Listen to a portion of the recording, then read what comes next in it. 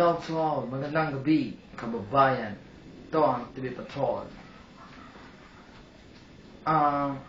May nagbabagang balita ngayon tungkol sa wild vipers. Ang mga taga-wild spellers at Bepi Club daw ay nag-combine para lalong gumanda ang bonding daw nila. Para magkakilala din sila sa iba't ibang members nila. At magkakaroon daw sila ng tinatawag na Wild Vipers Trip to Hong Kong.